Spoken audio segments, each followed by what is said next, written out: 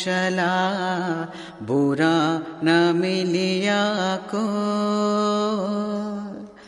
जो मुख देखा अपना, मुझसे बुरा न कोई कबीरा, मुझसे बुरा न कोई। Topic for this doha is searching for evil. The translation reads, I went on search for a crooked guy. Met not a single one. Upon searching my own self, none was as crooked as me. बुरा जो देखन मैं चला, बुरा न मिलया कोई, जो मुख देखा अपना, मुझे से बुरा न कोई. I tell you, if this doesn't set the thinking process, nothing can. Nothing can. It's so apt, it's so powerful, it's so meaningful. Now, whenever you enter a classroom of this nature, what one needs to do is, you are told you got to put on a hat of introversion. You got to become, like when you're entering politics, you must be an outright politician. When you're wanting to do business, you must be an outright businessman. When you want to do charity, you must be an outright doing charity. When you are into this knowledge, you must be an introverted person. One is an introverted person, the opposite of that would be extrovert. Now, what is your understanding of introversion, extroversion? What's your understanding of? Introspecting oneself. Introversion is introspecting or an observation of oneself, going internal within. Extrovert is when your attention is outside, the world at large.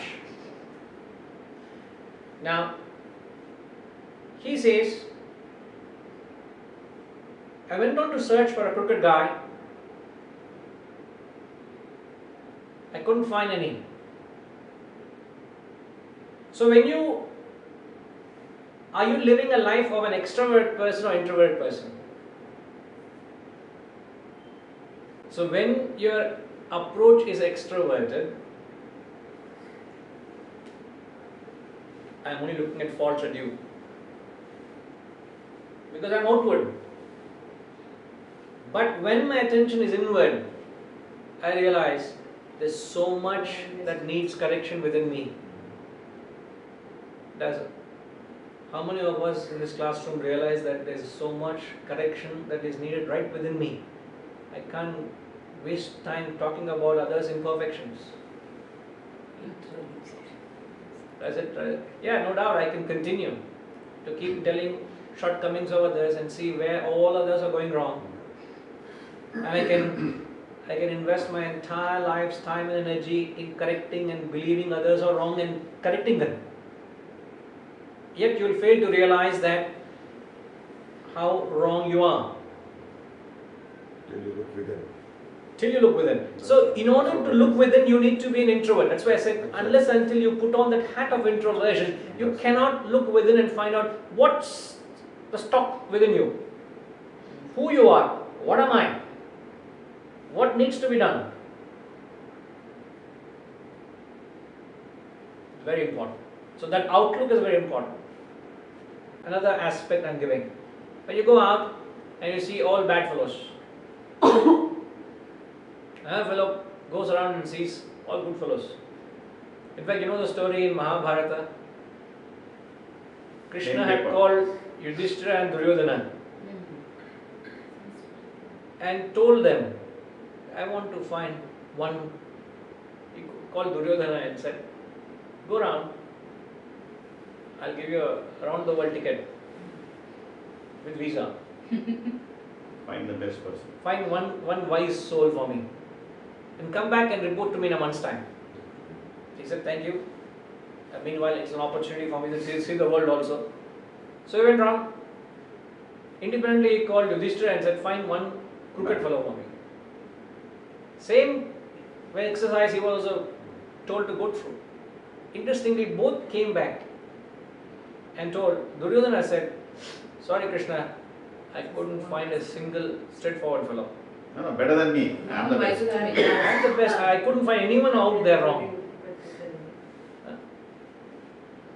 Everybody is crooked somewhere. Same Duryodhana came back and Yudhishthira also came back and said, I couldn't find a single bad fellow. I found some goodness everywhere. So Duryodhana said, I couldn't find a single good guy. Yudhishthira said, I couldn't find a single bad guy. Same world, same experiences, different perceptions. So what is responsible for your perception? What creates that perception? What is the world you experience? They say the world you live in is a projection of your own mind. So when I am looking at you, I am actually projecting my mind onto you. So I am constantly calibrating you as per my perceptions. So if I have got evil in me, I only project evil on you, irrespective of what you are. Now, did Duryodhana had to go all over the world to find one good soul?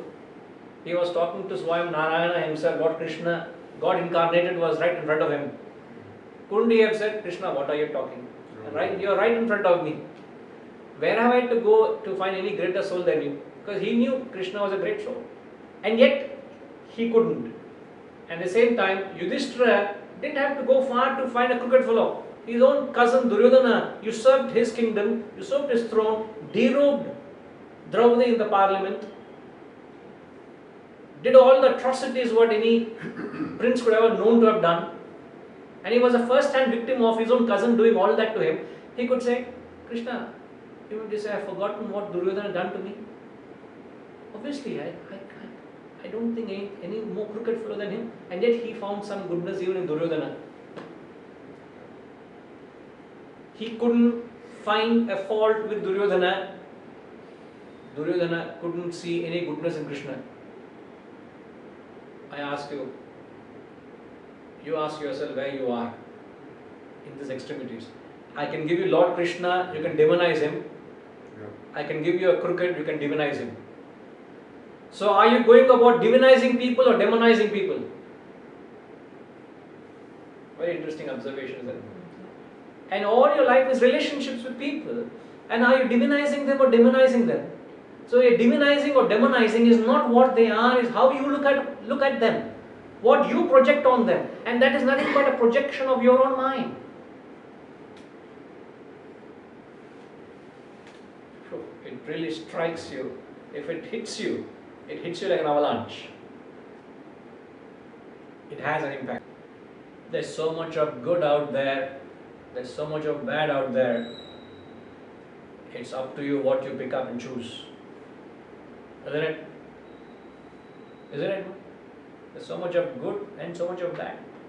In every situation. You can choose only to pick the worst in it and mold your life that way. Or you can choose to pick the good in it and mold yourself that way. You are the architect of your own destiny. You are the architect. Don't blame no God out there. Nobody is blessing you or cursing you except yourself. You yourself are the architect. You are responsible for your thing. The need of the hour is to look within.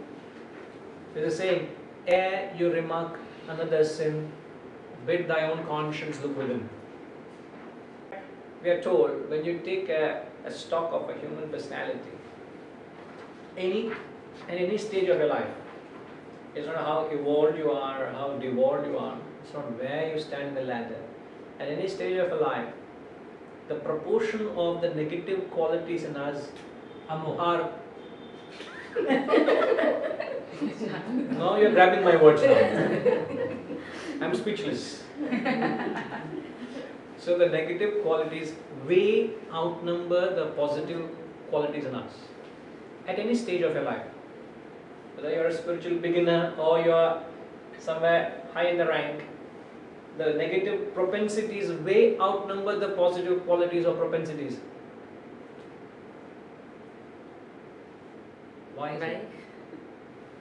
That's the reason, in the Mahabharata, the Kauravas were how many? 100. The Pandavas were? 5. Why? Symbolic, they're advising this. Just trying to highlight that the negative were 100 in number. And in order to do good, you don't need the numbers. In fact, another beautiful point, the goodness relies in quality and the badness depends on quantity. You'll never find one fellow sitting and drinking. He will need some companion to sit and drink. You want to do some good, you don't need a group. One fellow will take the lead and he'll plunge into it. Any leader, you find leaders are loners. You want to go and destroy something, you need a gang. A gang is formed to go and do something wrong. Few rowdies have to be there. They need the quantity. So when you first start looking within, first thing you find is negativity. And our Shastras have very clearly picturized it for us. You know the famous, I don't see in this house, but you just go to certain homes, very few homes you used to find that, a portrait of the gods and the demons churning the Milky Ocean.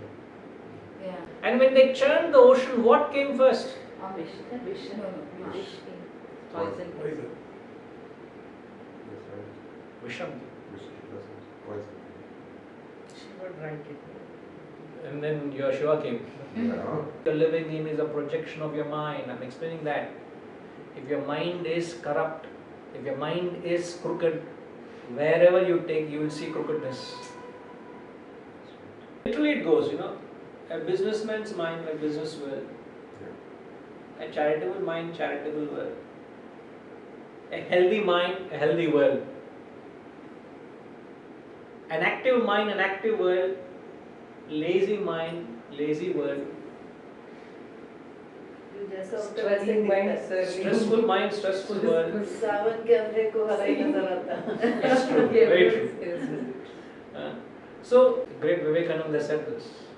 You conquer your mind, you have conquered the world. All you are achieving is no avail, so no use if you have not harnessed, not managed, not controlled the mind within you. No use. You can reach any heights, but remember one day you must master your own self. And that boils down to changing your perception to what you see, not what you are seeing. I can give you the best, but you'll make a mockery of it.